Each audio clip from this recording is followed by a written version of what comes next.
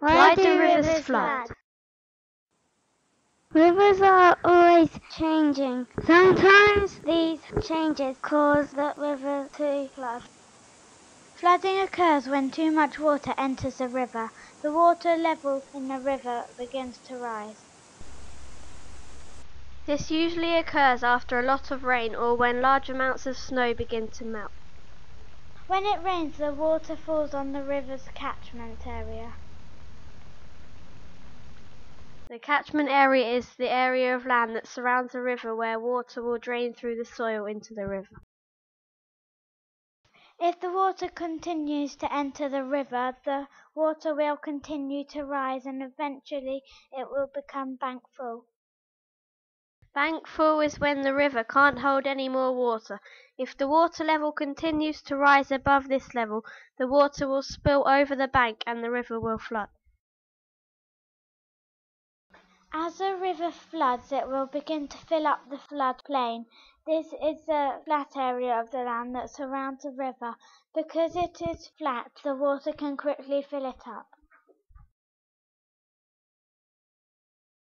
Some rivers flood often, like the River Nile. Due to seasonal rainfall, the River Nile floods every year.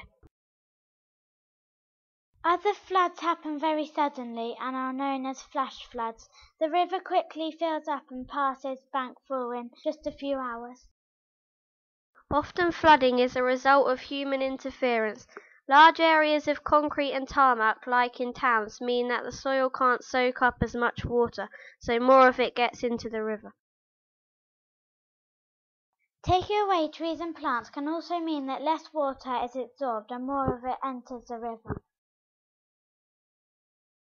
River flooding can be very good for farms. The floods leave behind nutrients in the soil that helps crops to grow. However, it can also disrupt wildlife and destroy habitat.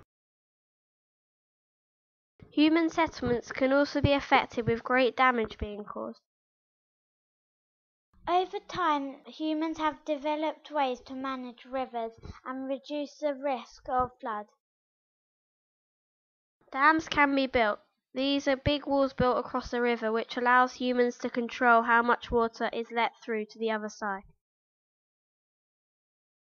Other defences include weirs and sluices, which also control the flow of water. Alternatively, embankments can be built which raise the sides of the river, meaning it can hold more water before it floods. However much people interfere, we will never be able to fully control rivers and when they flood. We must therefore continuously assess the advantages and disadvantages of living in a flood risk area.